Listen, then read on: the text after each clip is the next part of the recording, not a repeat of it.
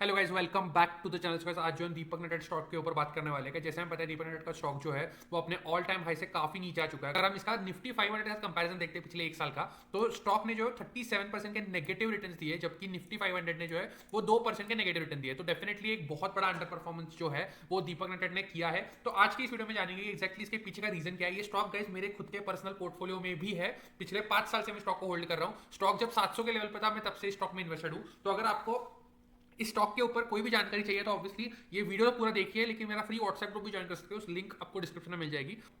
तो गाइज मैं ज़्यादा टाइम पास नहीं करूंगा, आपको टू द पॉइंट वीडियो रहेगा। आपको 5 मिनट में समझ आएगा कि अगर आपके पास ये स्टॉक है तो आपने क्या करना चाहिए। तो गाइज स्टॉक के गिरने के पीछे का मेजर रीजन क्या है वो जानेंगे। गाइज अगर आप मेरे को फॉलो करते हो तो आपको पता होगा कि मैं कितना ज़्यादा एम्फोसाइज करता हूँ ग्रोथ के ऊपर। एंड अगर अगर गाइज यही जो बात है वो इस कंपनी ने गलत किया है। अगर इस कंपनी का हम पिछले कुछ समय का जो ट्रैक रिकॉर्ड देखेंगे, स्पेसिफिकली आफ्टर दिसंबर 2022 मतलब 2023 के स्टार्टिंग से अगर हम इस कंपनी का ट्रैक रिकॉर्ड देखते हैं ग्रोथ के ऊपर का, तो गाइज बहुत ही पुअर रहा है। अगर हम देख सकते हैं कि पहले कहाँ ये कंपनी 30-40% की ग्रोथ करने वाली कंपनी थी, 20% की तो करती थी कंपनी ग्रोथ, लेकिन उसके बाद जो है कंपनी का बहुत गंदा जो है ग्रोथ में सिलसिला रहा है। अगर हम देखते हैं कि जून 2023 में कंपनी ने 15% की नेगेटिव ग्रोथ की, फिर 10% की नेगेटिव ग्रोथ की, और अगर हम पिछले क्वार्टर की बात करें जून 2025 की, तो गाइस कंपनी ने 12% की नेगेटिव ग्रोथ की। अगर हम गाइस देखें कि कंपनी ने रिकवरी करने की कोशिश की थी जून 2024 में, स्टॉक प्राइस भी उस टाइम पे थोड़ा सा ऊपर गया था। अगर हम देख सकते हैं कि अगर 3 साल का चार्ट देखो तो गाइस गाइस जुलाई अगस्त में after company posted good results company का स्टॉक प्राइस ने रिएक्ट किया था।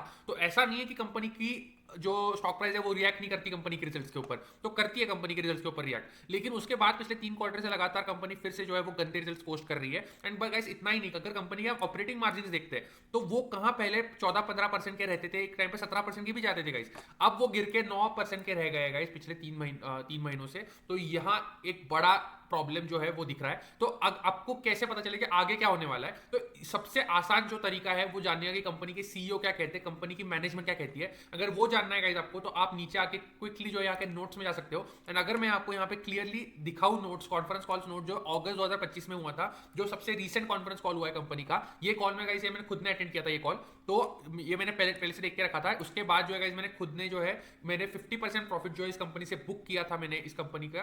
तो मैं 50% एग्जिटेड हूँ इस कंपनी से, जो मेरी ओरिजिनल होल्डिंग है उससे। But guys the reason for that is because यहाँ पे जो लिखा है क्लियरली, जो ग्लोबल चैलेंजेस दिख रहे हैं कंपनी के सामने, जैसे कंपनी मानती है, company has highlighted Confluence of challenges, मतलब मल्टीपल चैलेंजेस जो है वो एक साथ आए हैं। पहला चैलेंज जो है वो है guys slower then expected recovery in agrochemical intermediates. तो गाइस इंटरमीडिएट्स केमिकल में काम करती है कंपनी, जो एग्रोकेमिकल्स के इंटरमीडिएट्स है उसमें स्लोअर देन एक्सपेक्टेड रिकवरी है, मतलब जो रिकवरी है वो काफी जो है वो स्लो हो गई है, ऐसे कंपनी का मानना है। एंड गाइस दूसरा जो कहना है वो है कंपनी का persistent over supply from Chinese companies. तो गाइस इसके ऊपर मैंने बहुत पहले बात की थी मेरे व्हाट्सएप ग्रुप पे, मैं उसका स्क्रीनशॉट अभी अटैच कर रहा हूँ, आप देख सकते हो यहाँ पे क्लियरली कि मैंने पहले ही ये बात कही थी अपने व्हाट्सएप ग्रुप पे कि दीपक नाइटर जैसे कंपनीज को, केमिकल कंपनीज को बहुत बड़ा दिक्कत आने वाला है। चाइना जो डंपिंग कर रहा है गाइस, इसको कहते हैं चाइनीज डंपिंग। चाइना क्या करता है, जब उसके यहाँ लोकल डिमांड जो है वो जो जो उसका सप्लाई है उसको वो लोकल डिमांड मीट नहीं करती, मतलब लोकल डिमांड कम होती है, सप्लाई ज्यादा होता है, उस टाइम पे चाइना करती है वो अपने जो सप्लाई है वो कहीं बाहर के मार्केट्स में, मतलब इंडियन मार्केट्स में हो गया या यूरोपियन मार्केट्स में हो गया, वहां पर चाइना जो है वो सप्लाई करता है। उससे क्या होता है, ओवर सप्लाई होता है। अगर ओवर सप्लाई होती है तो उस कारण जो केमिकल्स की प्राइसेस है वो नीचे आ जाती है, एंड दीपक नाइटर जैसी कंपनीज को दिक्कत आती है। अगर हम देखें तो ऑब्वियसली जो जियोपॉलिटिकल सिचुएशन है, जो यूएस टैरिफ्स है, ग्लोबल ट्रेड वॉर चल रहा है, तो उस चक्कर में भी जो है वो कंपनी को थोड़े से जो है ग्लोबल चैलेंजेस फेस करने पड़ रहे हैं।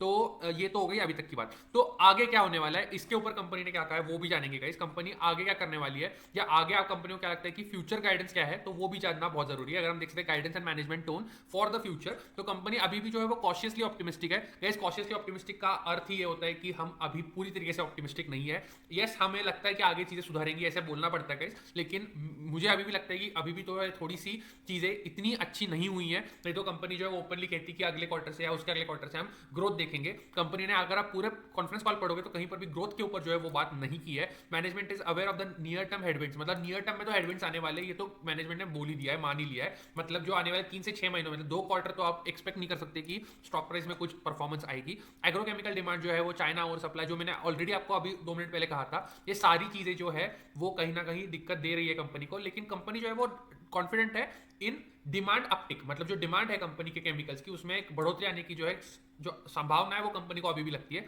एंड जो ऑर्डर्स है are delayed but not decline. ये बहुत इंपॉर्टेंट है गाइस। इसका क्या मतलब है, जो कंपनी के जो ग्राहक है, जो कंपनी के जो कस्टमर्स है, जो B2B बिजनेस कंपनी का चलाती है, उसके जो कस्टमर्स है, उन्होंने ऑर्डर डिले किए, डिक्लाइन नहीं किया। मतलब जो भी ऑर्डर, जो भी रेवेन्यू कंपनी को आज मिलने वाला था वो मिलेगा, बट इन फ्यूचर मिलेगा। वो डिक्लाइन नहीं किया, मतलब वो कैंसिल नहीं किया। ऑर्डर डिलेड है, कैंसिल नहीं है। ये बहुत इंपॉर्टेंट है। तो आगे जाके होपफुली जो है कंपनी बेटर करेगी, ऐसे मानना है कंपनी का। लिखा है in conclusion, Deepak nitrite is navigating a challenging global environment with clear focus on integration, product diversification और ऑपरेशनल रेजिलियंस। तो कंपनी का मानना है कि जो बैकवर्ड एंड फॉरवर्ड इंटीग्रेशन है, उससे डेफिनेटली जो है कहीं ना कहीं कंपनी को मार्जिन में अपटिक डेफिनेटली मिलेगी।